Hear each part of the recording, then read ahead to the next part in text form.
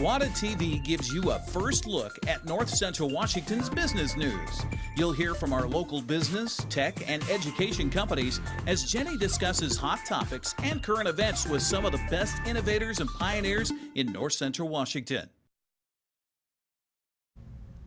Hello, North Central Washington, and welcome to GWATA TV.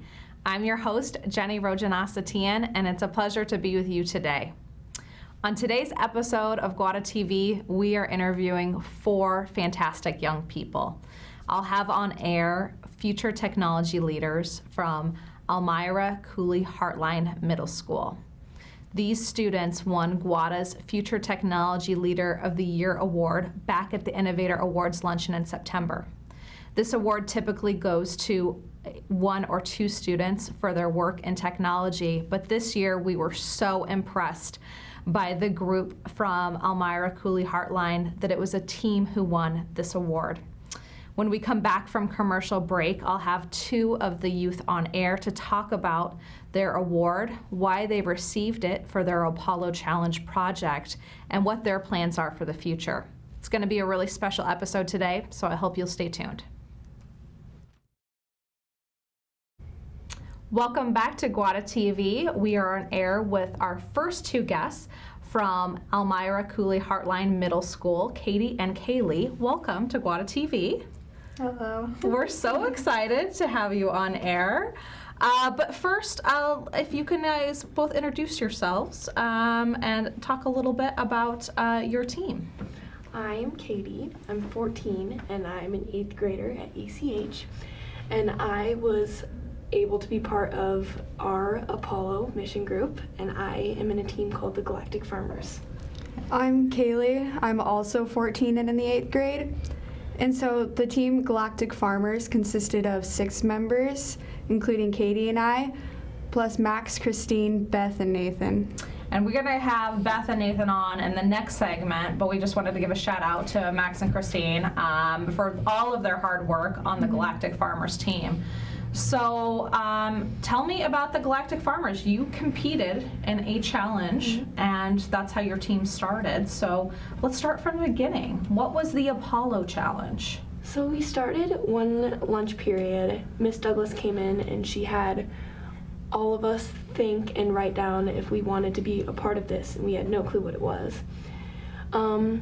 A couple of us really wanted to do it, a couple of us didn't. I didn't at first, but then I got to know everyone who was doing it, and I was really excited, and we started to work on all of our roles and all the distinct properties of the challenge, and it got to be really fun every day.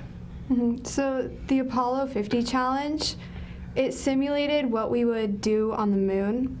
So at first we had to land a drone on a lunar mat, and then we had to move an EV3 system around that mat using payloads and then identifying rock samples. And the Apollo Challenge that you guys took on, this wasn't part of schoolwork, right? This was a extracurricular activity, an extra project, was brand new, this whole STEM project for both of you, right? What was that like, doing this new project? It was really different because a lot of us have sports activities also, and we have our whole lives. So our parents really want us to do sports, so we have to make ways for us to have practices without interfering with sports, which sometimes included weekends or breaks off of school, or sometimes during the summer, which didn't take most of our time, but it still took a little bit. Yeah. Having this be the first STEM extracurricular I've participated in, it was a great experience. It was nothing like what I've done in the past, and I really enjoyed it. You talked about earlier that you had to divide up into roles. So let's talk a little bit about the roles on the Apollo Challenge, the Galactic Farmers team. What was your role on the project? I was the commander, and so I didn't fly the drone, but it worked in the drone and making sure that everything was there for it. But again, we all had different roles, but we all helped each other with everything, so everything was a team effort. What did you enjoy most on the project? I enjoyed helping everyone. I was mission specialist, so I got to hover around everyone, And if they needed me, they would just ask me for it. I liked to program a lot, and I liked flying the drones. Yeah, you were kind of the support person, right? That you had in case anyone wasn't there or needed assistance. So you really got to be that generalist, learning all of the pieces. Yeah. Was programming, you said you liked it. Was this your first time programming? Yeah, it was. I started to program, and then I decided I wanted to be the science officer. And then I started to get better at all the parts. I started to get better at all of it, and so they thought I would be good as the mission specialist, and then people would fill in for the spots that I wanted to be in at the beginning. So it wasn't challenging because I liked all of the spots, but it was still really fun. Yeah. And this challenge then took your team from your middle school to Seattle to compete, right, live for the challenge. So what was it like representing your community in Seattle? It was really cool because we aren't used to being recognized as a small town in big towns like Seattle. So we were all not nervous or scared, but we were really excited to be going to a big town and representing our school and the community that we live in. Yeah, being able to go and explore the campus up in UW was really cool because being a part of a small town, we don't get a lot of opportunities like that. And it really did open up our eyes to different colleges and everything like that. And being in the 8th grade and having those opportunities being open to us was amazing. And you talk about this being a new opportunity that was opened up. How has this impacted what you two want to do for the future or your continuation in STEM projects? What's next? I definitely, when I hadn't participated in STEM, I only thought there was a scientist. I didn't know really what kind of science there was. But having all those different people at campus that came in and talked to us, I was like, wow, there are a lot of different opportunities. And I don't necessarily know what I want to do next, but I know I definitely want it to be in STEM. And that was a really cool experience to be opened up to. When I first thought about getting a job when I was little, I wanted to be something really cool and impactful, but I didn't realize that soon it would have to deal with STEM because STEM is our future. And it really changed my mind to what I wanted to be when I grew up. And I'm really glad that I'm only in middle school, and hopefully in high school I have a lot more opportunities with STEM projects. So you got this exposure, kind of changed your framework on everything. And I also love your story as Galactic Farmers, that while you were in Seattle learning about these new opportunities, you were also helping educate them on your story and why farming is important, right? Let's talk about your passion for your community and being proud of being a farming town. So when you look at our town from a big city, maybe, you'd think that we live in the 1900s and that we have no idea what technology is. But really, if you look at how we farm and the immense amount of advanced technology that we have, it's insane. We have so much technology. And we really wanted to show other towns that. Oh, I think we're seeing on screen here some of your photos too from your project, the Galactic Farmers here in action. So you wanted to show other people that farming is innovative, right? Yes. That we aren't just small people who don't know what to do with technology. Yes. And very specific, you really talked about barley, right? Yeah. And why was barley brought into the project? We found out that barley had a lot of health benefits, such as it helped with your cardiovascular health and reduce risks of cancer. And it's fairly easy to grow. So when we heard about that, we thought that that would be something we would want to leave on the moon, because not only is it just a statement about our community, it helps a lot of other people in the world and could help up in space too. That's awesome.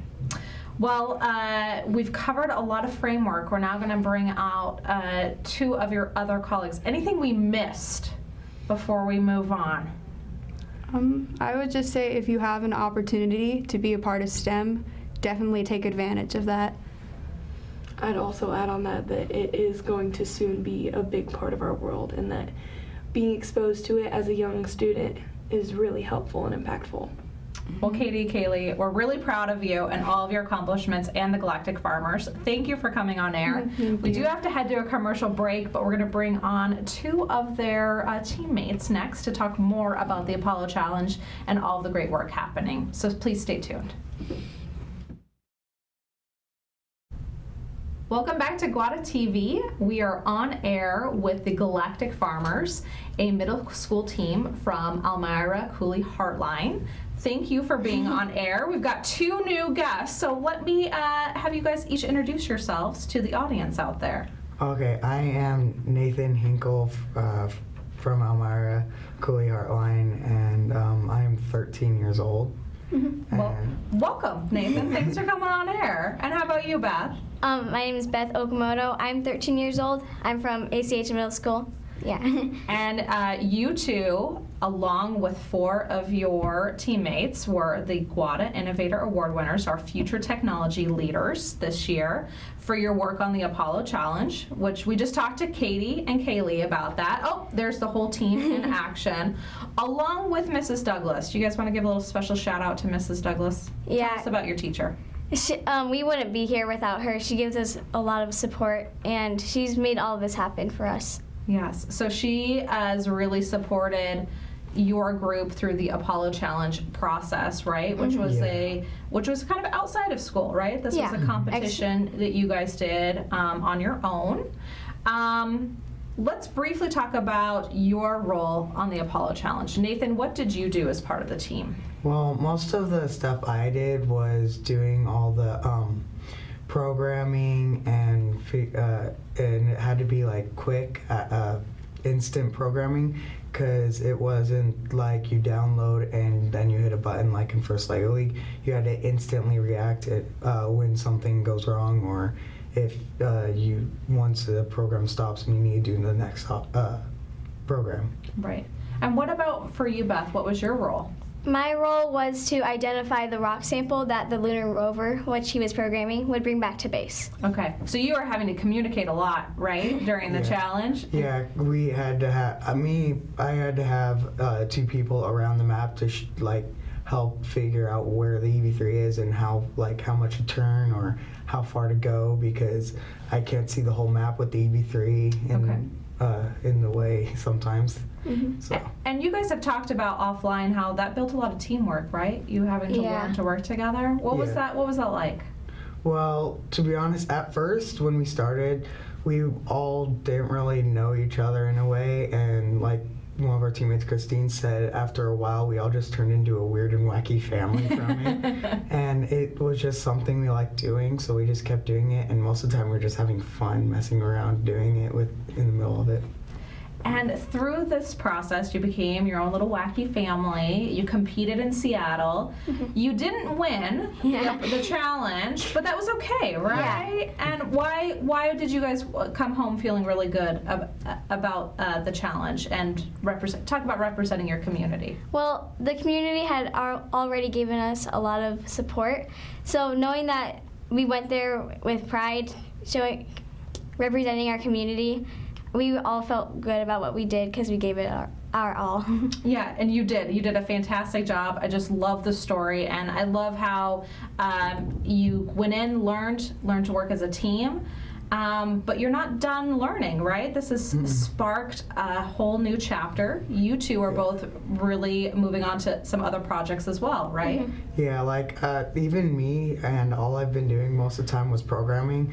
Now we used to just do it on a Chrome, which had limited programs. Now we're going into like Windows, and now there's like 2-3 times more programs, so I'm still learning more on how to use it. So now we're starting to follow lines, which requires loops and all that. And like I said, we didn't usually used to use sensors.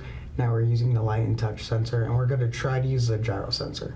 And is this part of your work on the varsity robotics team, or is this another project that you're working on? Right now, this is on the robotics varsity thing. Varsity team. Yeah. And how long have you been doing that?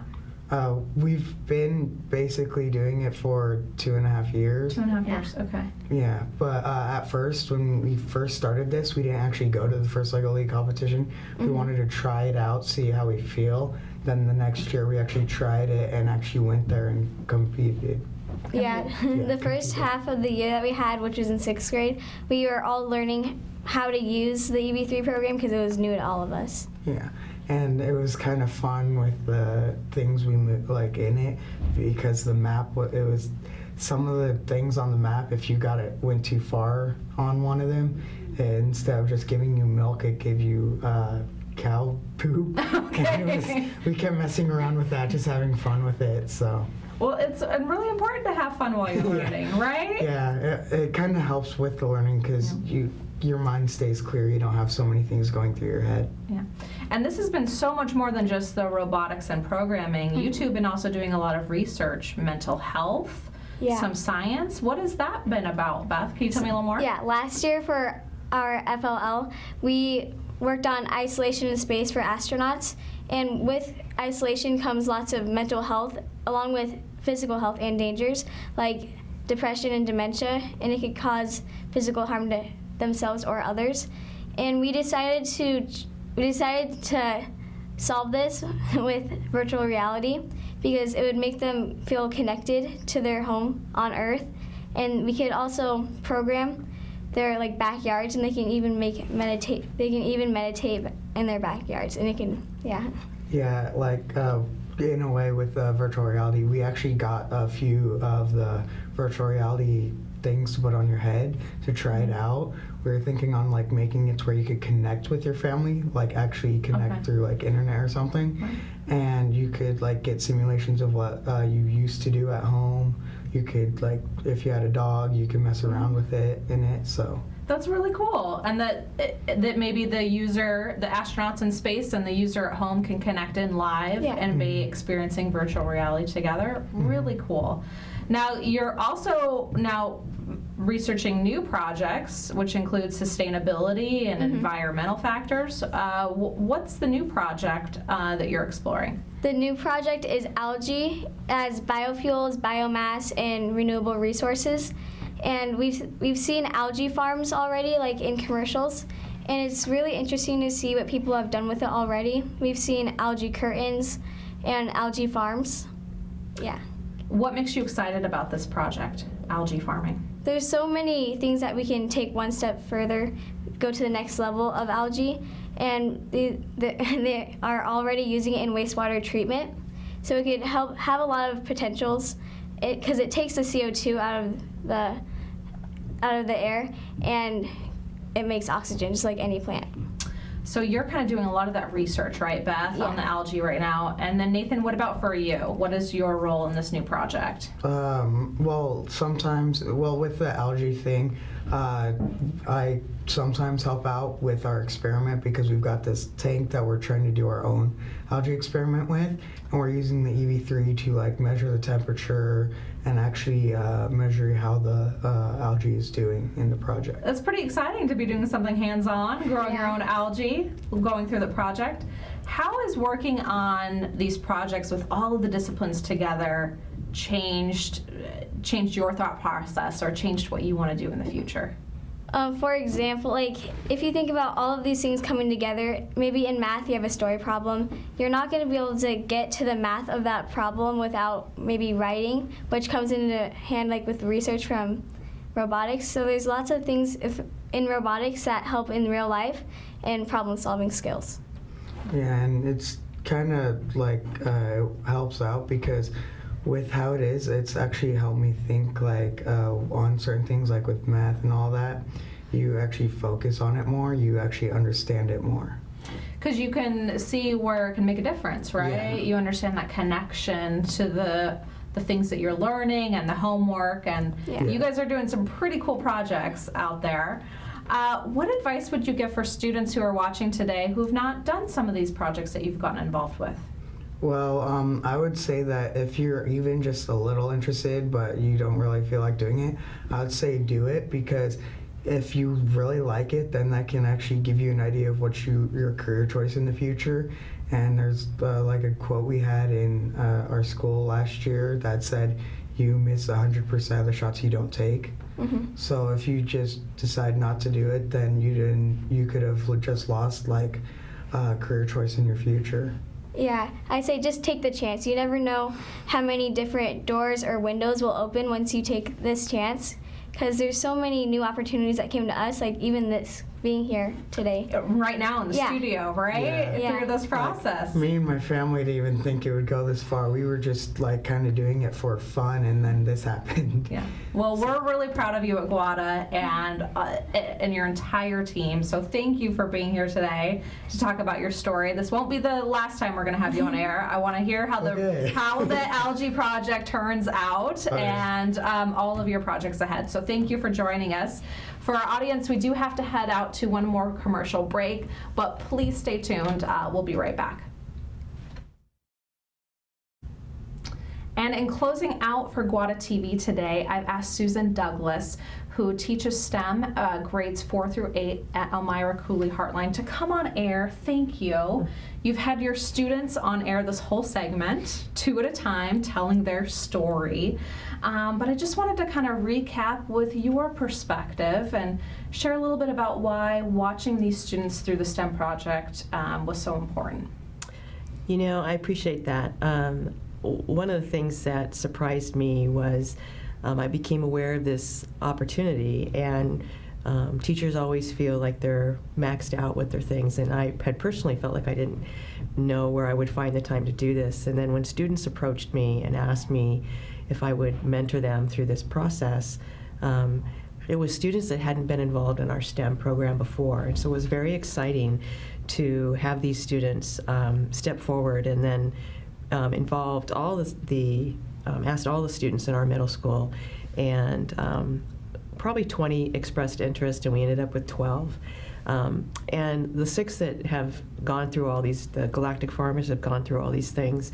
It's really been incredible to watch their interests blossom into areas that they didn't even know existed. And that would be in, they thought they would come in and they didn't even know what they were going to do. And yet there were opportunities that found them and drew out new passions that they weren't even aware that it existed within them. The engineering part of problem solving, really watching them mature through that process and having to work as a team through that problem solving process and the communication development that happened. And I guess what it really demonstrated to me was how just giving a small amount of time and creating these opportunities for students, they'll take it to the level that, you know, they'll always take it to the next level. And it was a journey that was so worth it that we've just expanded our STEM programs within the school electives because of the results of this, the community involvement, the community support through this. And then I just really encourage people in education or even community members, you don't have to be an educator to start these kind of programs. It can come in through a company, a business, or just a group of parents that have students that are interested in it. There's so many ways to get involved in STEM type projects like Apollo Challenge. They have the Roads to Mars. There's just First Lego League. There's just so many incredible opportunities are there, and just giving a little bit of your energy and really allowing the students to take charge and move forward with it. They find areas that they didn't even know existed in their life. Well, I love each one of your students talked about how this working on these STEM projects, the interdisciplinary, really changed their outlook, perspective. And one of the things that I've loved hearing is how it really affected soft skills too. Working in a team, working with people maybe they wouldn't have normally done in a social setting, so they're getting that exposure and those soft skills that are so needed for our culture, community, for future employment, right? Yeah. So it's so much more than just the STEM projects themselves. It's really been transformative, wouldn't you say? I would say, and I think that's at the end, we had a great discussion about, you know, where were you challenged and where did you grow? And sure, they developed technical skills and engineering skills, but it was really the communication, the tough conversations they had to have amongst themselves about who was going to do what, and the negotiations and just those hard conversations that they were able to facilitate and sit down and work through. And the amount of patience that is created through engineering projects or any type of persistent science or STEM activities, because you're always looking at a problem and then where to take it and how to improve on something. And so I think that those are the types of soft skills you're talking about. It's great to see kids blossom in science and the STEM, but it's really when they become more responsible and better communicators and understanding of how they all play a role together and where that can really elevate them to a level that individually they can't get to, has made a big difference. Well, thank you for all that you do to support not only the Galactic Farmers, but students in your community. 4 grades, I should mention too. So both you and your students have been a real inspiration. And as Susan alluded to, we want to encourage businesses, community members, volunteers to get involved in your local school, support STEM projects. There's a plethora of them. And if you need help getting connected in, check us out at GWATA.org and we'll give you a hand. Thanks again for joining us. Thank we look you. forward to having Susan and the Galactic Farmers on in the future, and we'll be back next week. Since 1999, GWATA has served as North Central Washington's Tech Alliance. As a 501c3, our mission is to bring people and technology resources together to create a thriving community. Through our work, we aim to inspire, engage, and connect.